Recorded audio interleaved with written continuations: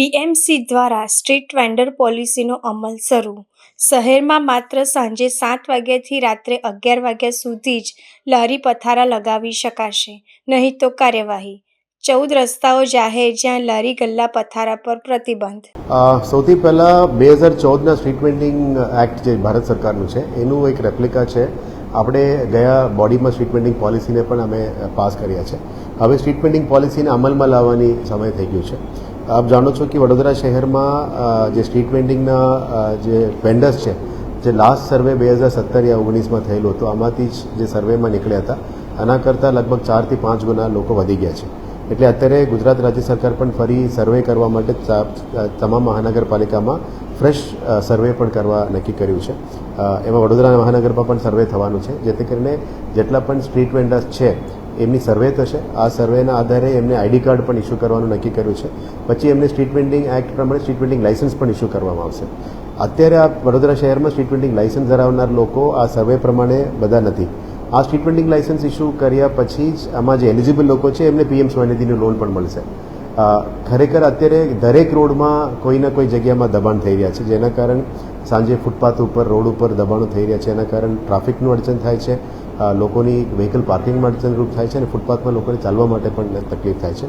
અમે પ્રાથમિક દૃષ્ટિએ એ કહેવા માંગીએ છીએ કે અમે કોઈનું ધંધા બંધ કરવા માંગતા નથી, કોઈનું ધંધામાં આર્થિક વ્યવસ્થામાં કંઈ નુકસાન કરવા માંગતા નથી. ફક્ત આ સિસ્ટમને થોડું સ્ટ્રીમલાઇન કરવા માંગીએ છીએ કે આડેધડ કોઈ પણ જગ્યામાં લારી ગલા ઊભું થઈ જાય, રોડ ઉપર ટેબલ લારી મૂકી દે, ખુરશીઓ મૂકી દે. એના કરતાં અમે આવનારા દિવસોમાં અલગ અલગ વોર્ડ વાઇઝ, અલગ અલગ ઝોન વાઇઝ, અલગ અલગ રોડ વાઇઝ પણ 3 વસ્તુ કરવા માંગે છે. એક સ્ટ્રીટ વેન્ડિંગ પ્લોટ્સ કરવા માંગે છે, જેને રાત્રિ બજાર અત્યારે ચાલી રહી છે. એ જ પ્રમાણે main road wise, ward wise, zone wise રાત્રિ બજાર કરવા માંગે છે, જેમાં આપ 7 થી 11 વાગ્યા સુધી તમે લારી ગલા લઈને આવીને વેચાણ કરી શકો છો, તમારા ચીઝ વસ્તુઓ કરી શકો છો. અને અમારા હેલ્થ ડિપાર્ટમેન્ટ, જે ફૂડ ડિપાર્ટમેન્ટ છે એ, અને એસ્ટેટ્સના સ્ટ્રીટ વેન્ડિંગ ડિપાર્ટમેન્ટ છે, એમના દ્વારા લાઇસન્સ તમને ઇસ્યુ કરવામાં આવશે. અને જેને કારણે એક રેગ્યુલેશન પણ પ્રોપર રહેશે, ફૂડની ક્વોલિટી ઉપર પણ એક કંટ્રોલ રહેશે. અને જે લોકોની ધંધો કરવું જોઈએ એ મેન્શન્ડ રોડ અથવા મેન્શન્ડ હોકિંગ ઝોનમાં એ ધંધો કરી શકાય, જેથી કરીને એમને ધંધો પ્રોટેક્ટ થાય. અત્યારે જે 14 રોડ આપણે જાહેર કર્યા છે એ પહેલાંથી જ જાહેરાત કરીને વીએમસીમાં ઓલરેડી જાહેરાત કરી છે, જેને અમે સ્ટ્રિક્ટલી ઇમ્પ્લિમેન્ટેશન કરવા માંગીએ છીએ. એ લગભગ 4-5 વર્ષ પહેલાંથી જ આ જાહેરનામા છે જ, એને સ્ટ્રિક્ટલી ઇમ્પ્લિમેન્ટ કરવા માંગીએ છીએ.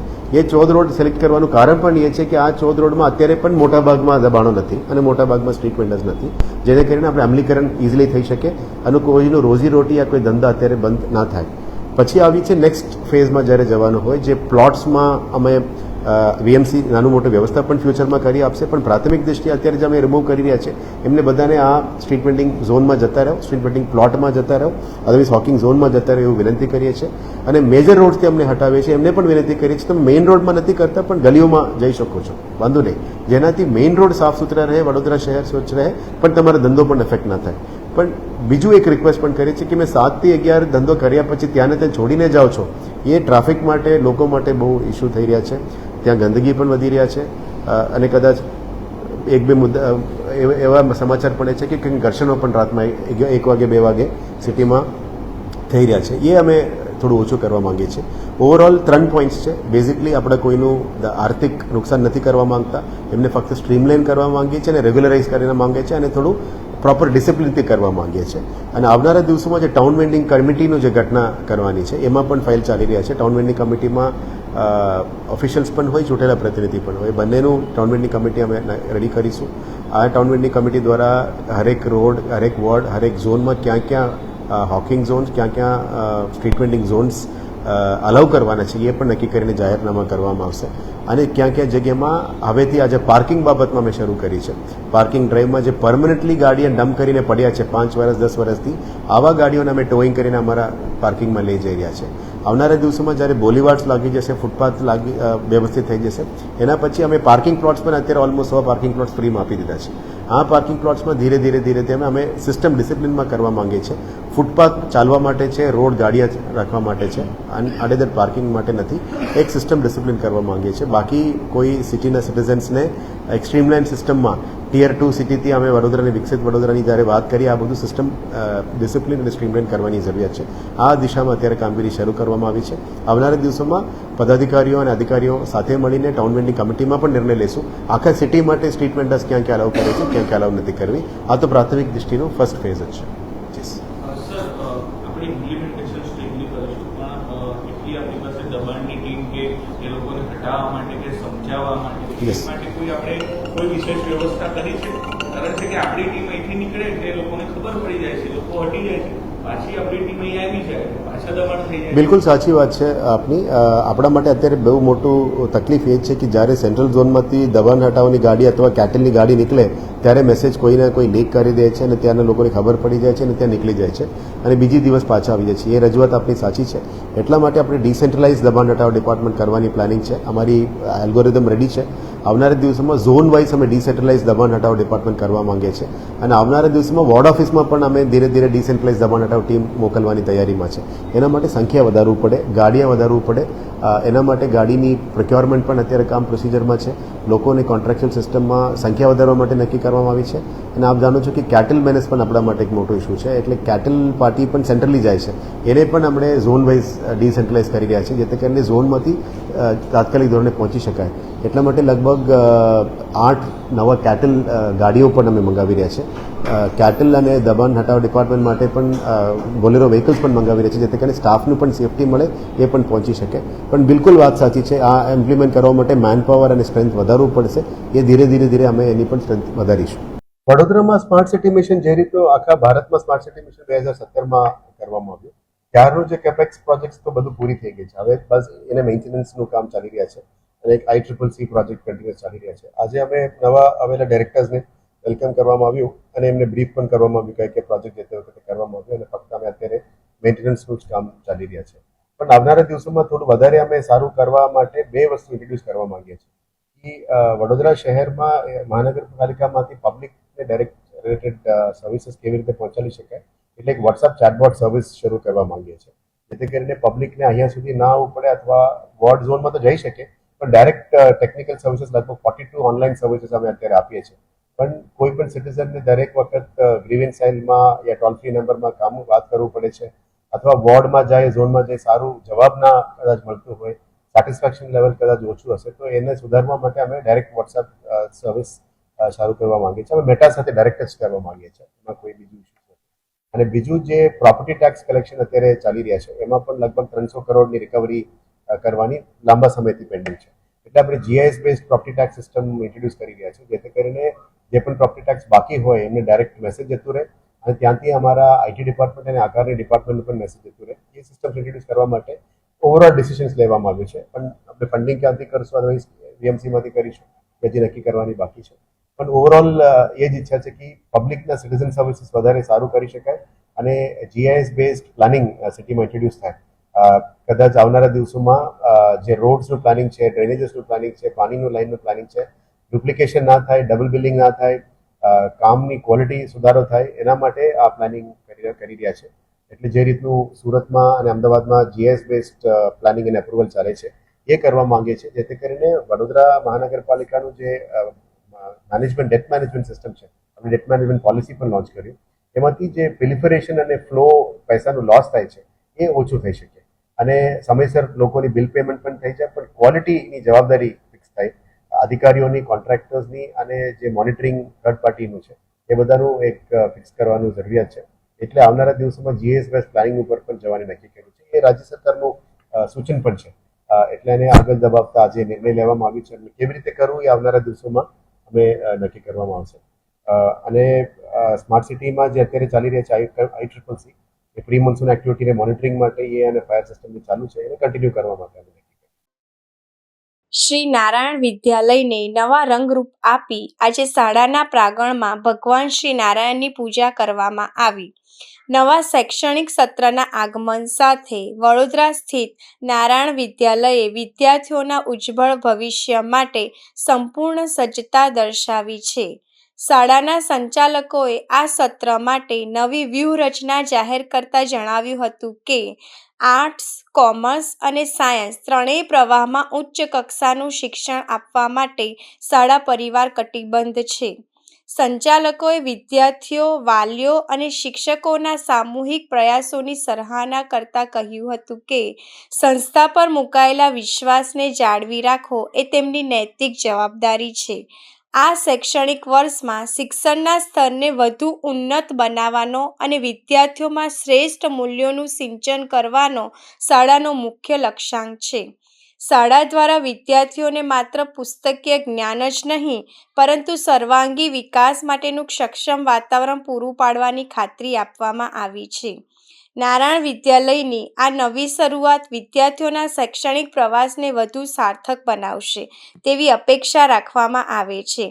સાથે જ આજે શ્રી નારાયણ વિદ્યાલયને નવા રંગરૂપ આપી આજે શાળાના પ્રાંગણમાં ભગવાન શ્રી નારાયણની પૂજા કરવામાં આવી, જેમાં આ કાર્યક્રમમાં શાળાના આચાર્ય અને શિક્ષકો અને વિદ્યાર્થીઓ સાથે શાળાના કર્મચારીઓ હાજર રહ્યા હતા.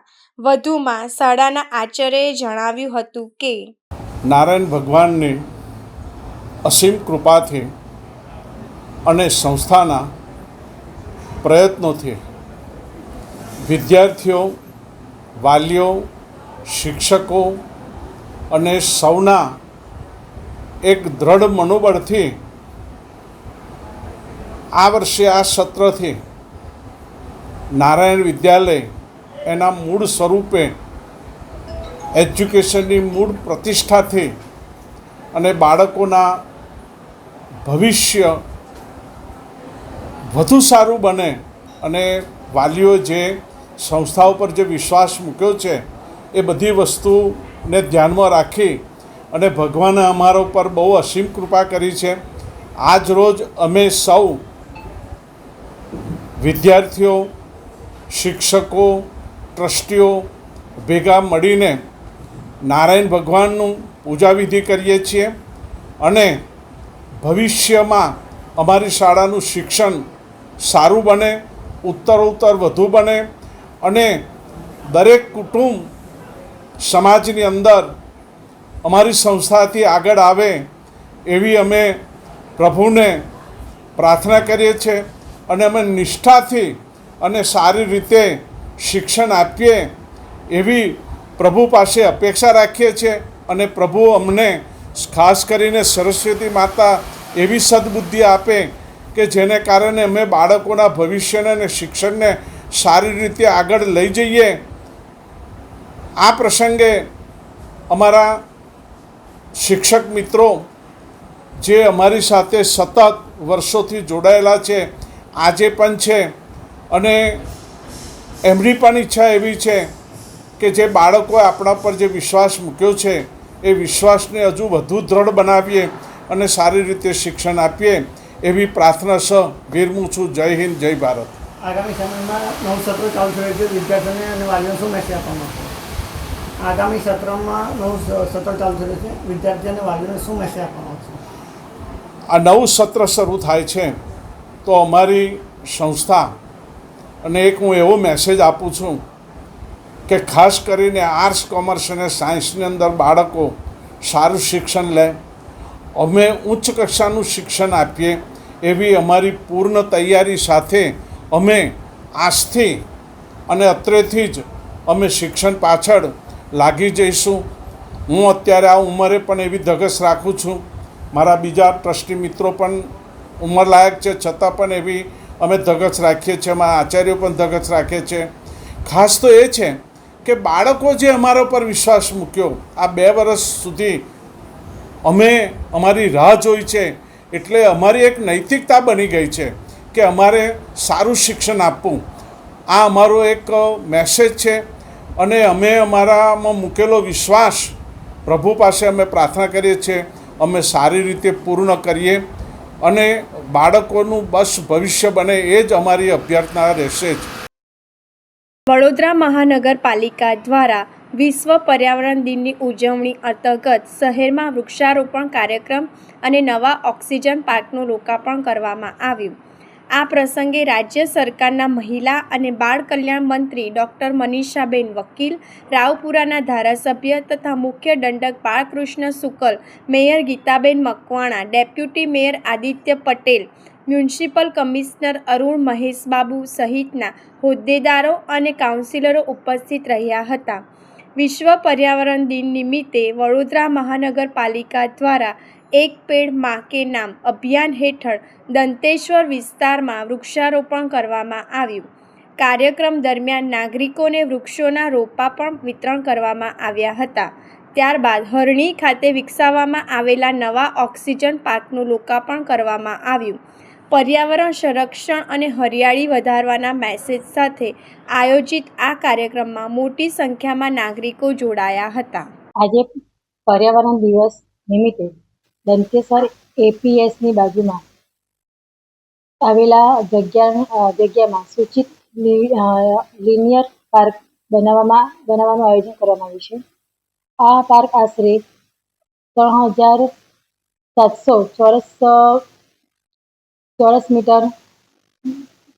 મીટરનું બનાવવામાં આયોજન કરવામાં આવ્યું છે, જેમાં CSR હેઠળ એલેન્ટિક કંપનીના સહયોગથી કેચ ફાઉન્ડેશન દ્વારા કરવામાં આવી છે. 3 વર્ષ સુધી આ સંસ્થા નિભાવશે. 3 વર્ષ સુધી આ સંસ્થા તેની નિભાવણી કરશે. 63 જાતના વિવિધ વૃક્ષો, 15,500 છોડવા વાવવામાં આવશે. આ જગ્યાએ રમતગમતના સાધનો લગાવવામાં આવશે. ઓપન જીમના સાધનો, 500 રનિંગ મીટર વોકિંગ ટેન્ક તથા અન્ય સુવિધાઓ બનાવવામાં આવશે, જેનો 60 લાખ જેટલો ખર્ચ અંદાજે કરવામાં આવ્યો છે. સૌથી પહેલી આજે ચેમ્પિયનની આપણી બેઠક પણ આપણા મોસ્ટ સિનિયર ધારાસભ્ય અને દરેકના માર્ગદર્શન ખરેખર એક મોભી આપણે ગુમાવ્યાનો અહેસાસ પણ કરી રહ્યા છીએ. સૌથી પહેલાં સભા આપણી શરૂ કરતાં પહેલાં હંમેશા એમને ખૂબ જ લોક ઉપયોગી કામ કર્યા છે અને એમને યાદ કરીને આપણે સૌથી પહેલાં શ્રદ્ધાંજલિના અનુષ્ઠાનમાં 2 મિનિટનું મૌન પાડીશું. વર્તમાન નવા બોર્ડની પ્રથમ સ્થાયી સમિતિની બેઠક પાલિકા ખાતે મળી. વડોદરા મહાનગરપાલિકાની સ્થાયી સમિતિની બેઠક આજ રોજ પાલિકા ખાતે મળી હતી. વર્તમાન નવા બોર્ડની પ્રથમ બેઠક તાજેતરમાં નિધન થયેલ સિનિયર ધારાસભ્ય યોગેશ પટેલના માનમાં મૌન પાડી શ્રદ્ધાંજલિ આપી શરૂ કરવામાં આવી હતી. આ પ્રથમમાં 10 કામોમાં મંજૂરી અર્થે મૂકવામાં આવ્યા હતા, જેમાંથી 9 કામોને મંજૂરી આપવામાં આવી છે, જ્યારે 1 કામમાં મંજૂર કરવામાં આવ્યું છે. આ બેઠકમાં ઓડિટ વિભાગ, સામાન્ય વહીવટ, પાર્કસ એન્ડ ગાર્ડન, આરોગ્ય ખાતું, મિકેનિકલ શાખા જેવા કામોની દરખાસ્ત લેવામાં આવી હતી. બેઠકના અંતે સમિતિના અધ્યક્ષ વર્ષાબેન વ્યાસે મીડિયા સમક્ષ માહિતી આપી હતી. સૌથી પહેલી આજે અમારી પ્રથમ આ બોર્ડની સ્થાયી સમિતિની બેઠક શરૂ કરી અને તરત જ યોગેશ કાકા, જે મોસ્ટ સિનિયર અમારા ધારાસભ્ય શ્રી યોગેશ કાકા હમણાં જ આપણી વચ્ચેથી વિદાય લીધી છે, તો એને શ્રદ્ધાંજલિ અર્પી અને સાથે આશીર્વાદ મેળવ્યા છે કે અમે આપ અમારા માર્ગદર્શક છો, લોક ઉપયોગી કામ અમે પણ વડોદરા શહેરના આ સ્ટેન્ડિંગના સભ્યો સારી રીતે કરી શકે એવી પ્રાર્થના સાથે કામની શરૂઆત કરી. કામની અંદર સૌથી પહેલે જે ઓડિટવાળા આપણા કામ હોય છે એને મંજૂરી આપવામાં આવી છે. અગ્નિશામકમાંથી ઘણા બધા ટ્રેનિંગ માટે જતા હોય છે. 17 આપણા ફાયર વ્યક્તિઓ પણ ટ્રેનિંગ માટે જવાના છે. પણ વિષય વસ્તુ ધ્યાનમાં છે કે આપણા ગયેલા જે રહ્યા એ ઓફિસરો પણ પાછા આવવાના છે, જેથી કરીને અત્યારે ચોમાસાની દ્રષ્ટિએ એક પણ આપણને વ્યક્તિ એવું નહીં થાય કે જ્યાં આપણને માણસની ઘટ પડે, એ સાથે આપણે મંજૂરી આપેલી છે. ઉત્તર ઝોનની અંદર વાર્ષિક ઇજારાની અંદર પણ આપણે કામની અંદર ઉત્તર, દક્ષિણ અને પૂર્વ આ ત્રણેય પ્લાન્ટેશનના કામને આપણે મંજૂરી આપેલી છે.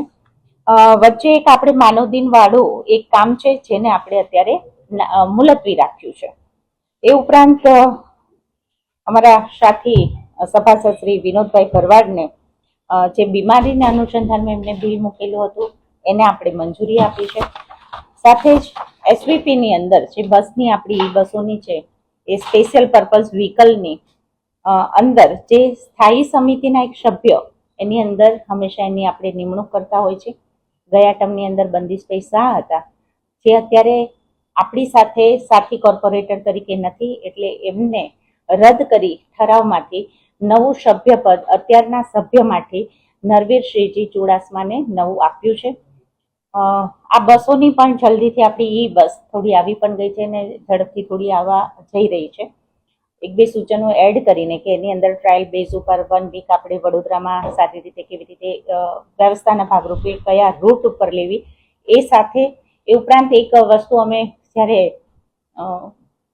બેન તરીકે એક માંગણી મૂકી છે અને એને મંજૂર સાથે આગળ એસવીપી કરે એવું સૂચન ધારાધોરણ મુજબ આપ્યું છે. 1 સીટ ઓલવેઝ રિઝર્વ બહેનો માટે હોતી હશે, પણ અમે એસવીપીને એક સૂચન આપ્યું છે કે અમને એક વધારાની બીજી બહેનો માટે સીટ મળે, એક સિનિયર સિટીઝન માટે થઈને રિઝર્વ મળે અને એક સીટ વિકલાંગ માટે મળે અને ઈ બસ આ રીતે એસવીપીની અમને મળે એવા સૂચન સાથે એને પણ આપણે મંજૂરી નરવીરસિંહ ચુડાસમાના નામ સાથે આપેલી છે. બીજું, વડોદરા શહેરના જનતાને ખાસ આપ મીડિયા મિત્રના માધ્યમથી જણાવવા માગું છું કે રહેણાંક વિસ્તારની જે પ્રોપર્ટી ટેક્સ આપણે ભરીએ ત્યારે એડવાન્સની અંદર જે હંમેશા આપણે આ કરી છે એને પણ આજે આપણે મંજૂરી આપી છે. 10% જો એડવાન્સમાં આપનો ટેક્સ ભરો છો તો 10% રહેણાંક હેતુ મિલકત પ્રોપર્ટીની અંદર આપણને બેક મળશે અને બિન રહેણાંક પ્રોપર્ટી ટેક્સ જે આપણા મિલકતનો છે એમાં 5% મળશે. એ વાતને પણ આજે અહીંયાથી સ્થાયીના સભ્યએ દરેકે મંજૂરી આપીને આ બધા ઠરાવમાં એક મુલતવી કરીને બાકી બધું મંજૂર કરેલું છે. બિન જે એક મુલતવી કરવામાં આવ્યું છે, પહેલી સ્થાયી સમિતિની બેઠક હતી અને ઇજાદાર વિરુદ્ધ અનેક આક્ષેપો પણ હતા અને ક્યાંક કર્મચારીની હિતનો સવાલ હતો. શું ચર્ચા થઈ અને ચર્ચાના અંતે આ નિર્ણય લેવાયો છે? આ માનવ દિન કેવી રીતના છે, એ જે માનવ દિન આપ માણસોને જે ભરતી કરી રહ્યા છો કોન્ટ્રાક્ટ બેઝ ઉપર, એની દરેક વસ્તુની ખાતરી કર્યા વગર આપવું અમારા માટે પણ થોડું એક અભ્યાસ માંગી લેતો હતો. માટે આના માટે આપણે આ કામને મુલતવી રાખ્યું છે, કર્મચારીના હિત માટે થઈને જ. 11 કરોડનો એક ઇજારો છે પાર્સલ વાળાનો, એ તમામ ઝોનમાં વહેંચાયેલું છે કે એક જ? તમામ ઝોનનો 1 વર્ષ માટેનો હતો, પણ જેને આપણે અત્યારે મુલતવી કર્યું. ડભોઈ ખેતીવાડી બજાર સમિતિમાં 35 વર્ષ પછી ભાજપનું શાસન. છેલ્લા 35 વર્ષથી હતું કોંગ્રેસનું શાસન. મુકુંદભાઈ કંચનભાઈ પટેલ વસઈની પ્રમુખ તરીકે વરણી. ઉમેશભાઈ રમણભાઈ પટેલ મંડાળા ઉપપ્રમુખ.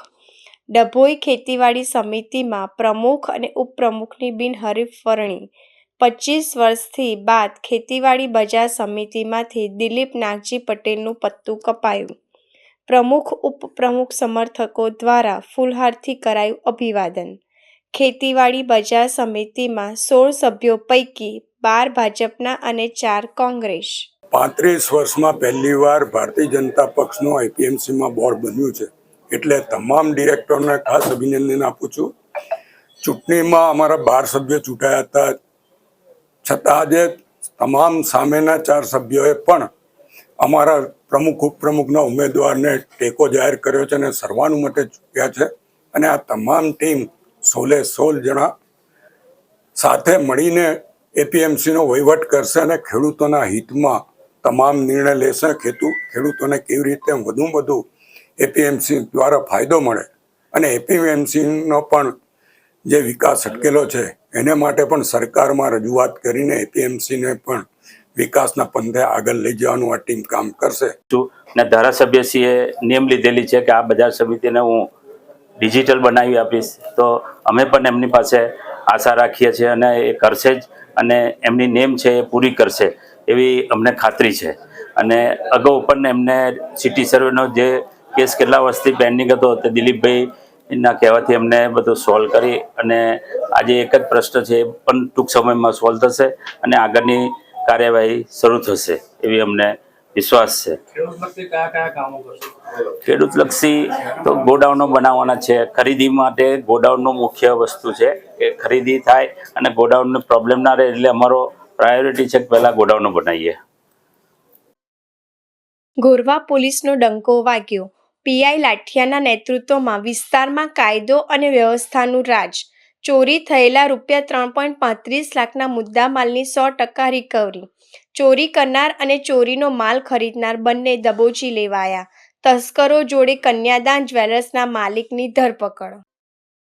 વડાપ્રધાન શ્રી ભરૂચમાં ₹894 કરોડથી વધુના 6 GIDC પ્રોજેક્ટનું લોકાર્પણ કરશે. ભારતના ઔદ્યોગિક વિકાસમાં ગુજરાત હંમેશા મોખરે રહ્યું છે, જેમાં ભરૂચ જિલ્લો કેમિકલ અને પેટ્રોકેમિકલ ઉદ્યોગ માટેના મુખ્ય કેન્દ્ર તરીકે ઉભરી આવ્યો છે. ભરૂચની ઔદ્યોગિક ક્ષમતાને વધુ સશક્ત બનાવવા માટેના પ્રયાસોના ભાગરૂપે વડાપ્રધાન શ્રી ₹894 કરોડથી વધુના 6 GIDC પ્રોજેક્ટનું લોકાર્પણ કરશે. દહેજ PCPI ઔદ્યોગિક ક્લસ્ટરમાં સાયખા પમ્પિંગ સ્ટેશનથી દહેજના લેન્ડફોલ પોઈન્ટ સુધી 90 MLD ક્ષમતાની ઓફશોર અને ઓનશોર એક્યુલન્ટ નિકાલ પાઇપલાઇનનું નિર્માણ કરવામાં આવ્યું છે. તેમાં 5 વર્ષના ઓપરેશન અને મેન્ટેનન્સ સાથે સિવિલ સ્ટ્રક્ચર્સ, ઇલેક્ટ્રોમિકેનિકલ કમ્પોનન્ટ્સ અને PLC સ્કાડા સિસ્ટમની ડિઝાઇન, ઇરેક્શન, ટેસ્ટરિંગ અને કમિશનિંગનો સમાવેશ થાય છે. ₹474.61 કરોડના આ પ્રોજેક્ટથી દહેજ અને સાયખા ઔદ્યોગિક વિસ્તારમાં પ્રદૂષિત પાણીના નિકાલ અને વ્યવસ્થાપનને વધુ મજબૂતી મળશે. ઉલ્લેખનીય છે કે દહેજ PCIR વિસ્તારમાં મુખ્યત્વે રાસાયણિક, ટેક્સટાઇલ, ફાર્મા, ડાઇસ, ઇન્ટરમીડિયેટ, ઇજનેરી ઉદ્યોગોના વિકાસ માટે માળખાકીય સુવિધાઓ વિકસાવવામાં આવી રહી છે. હાલમાં આ વિસ્તારમાં 1000થી વધુ ઔદ્યોગિક એકમો કાર્યરત છે. આ ઉપરાંત ભરૂચ જિલ્લાના જંબુસર ખાતેના બલ્ક ડ્રગ પાર્કમાં ફાર્માસ્યુટિકલ ઉદ્યોગોની જરૂરિયાતોને ધ્યાનમાં રાખીને road, storm water, drainage network અને સેન્ટ્રલ ડ્રેન જેવી મહત્વપૂર્ણ આંતરમાળખાકીય સુવિધાઓ વિકસાવવામાં આવી છે. ₹274.96 કરોડના ખર્ચે હાથ ધરાયેલ આ પ્રોજેક્ટથી બલ્ક ડ્રગ પાર્કના માળખાકીય વિકાસને વેગ મળશે. વડાપ્રધાન શ્રી દહેજ 2 ઔદ્યોગિક વસાહત માટે 30 MLD ડ્રેનેજ પમ્પિંગ સ્ટેશનનું પણ લોકાર્પણ કરશે. ઉલ્લેખનીય છે કે દહેજ 2 ઔદ્યોગિક વસાહતમાં સુવા પમ્પિંગ સ્ટેશનથી અંતિમ પમ્પિંગ સ્ટેશન Z93 સુધી રાઇઝિંગ મેઇન સાથે 30 MLD ક્ષમતાનું ડ્રેનેજ પમ્પિંગ સ્ટેશન નિર્માણ કરવામાં આવ્યું છે. આ પ્રોજેક્ટથી ઔદ્યોગિક ડ્રેનેજ વ્યવસ્થાપન વધુ કાર્યક્ષમ બનશે તેમજ સંકલિત એક્યુલન્ટ વહન નેટવર્કને મજબૂતી મળશે. આ ઉપરાંત પાનોલી વિસ્તરણ ઔદ્યોગિક વસાહતમાં flexible road pavement, cross drainage work, પાણી પુરવઠા network, compound wall, paver block, વૃક્ષારોપણ અને સ્ટ્રીટ લાઇટ સહિતની વિવિધ માળખાકીય સુવિધાઓ વિકસાવવા કરવામાં આવ્યો છે. અન્ય પ્રોજેક્ટમાં અંકલેશ્વર ખાતે એક્યુલન્ટ ટ્રાન્સમિશન પાઇપલાઇન પર ઇન્ટરમીડિયેટ બૂસ્ટર પમ્પિંગ સ્ટેશનનું નિર્માણ કરવામાં આવ્યું છે. આ ઉપરાંત દહેજ 1 ઔદ્યોગિક વસાહતની વરસાદી પાણી વહનની ક્ષમતા સુધારવા, પાણી ભરાવાના જોખમો ઘટાડવા અને વસાહતના સમગ્ર વરસાદી પાણીના નિકાલ વ્યવસ્થા માળખાને મજબૂત કરવા માટે નેચરલ ડ્રેન 2નું અપગ્રેડેશન કરવામાં આવ્યું છે. વડોદરામાં ગેરકાયદે બાંગ્લાદેશીઓનું સઘન ચેકિંગ શરૂ. SOG સહિતની ટીમો બની સક્રિય. શંકાસ્પદ લોકોના આધાર પુરાવા માંગવામાં આવ્યા. હાલ 5 કરતાં વધુ શંકામંદોએ પોલીસ હેડક્વાર્ટર ખાતે રાખવામાં આવ્યા. સાધન પૂછપરછ હાથ ધરાઈ. પોલીસ મથકો દ્વારા શંકાસ્પદ લોકોની પૂછપરછ શરૂ. વડોદરામાં 200થી વધુ બાંગ્લાદેશીઓ હોવાની આશંકા.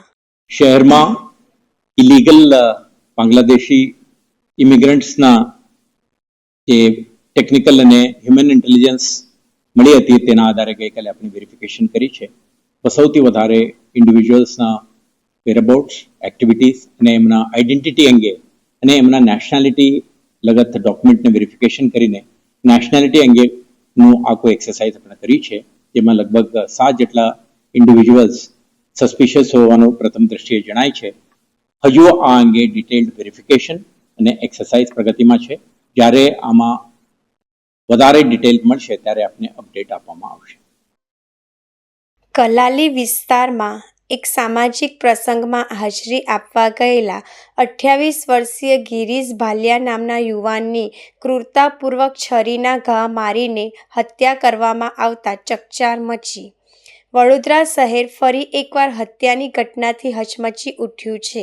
શહેરના કલાલી વિસ્તારમાં એક સામાજિક પ્રસંગમાં હાજરી આપવા ગયેલા 28 વર્ષીય ગિરીશ ભાલિયા નામના યુવાનની ક્રૂરતાપૂર્વક છરીના ઘા મારીને હત્યા કરવામાં આવતા ચકચાર મચી ગઈ છે.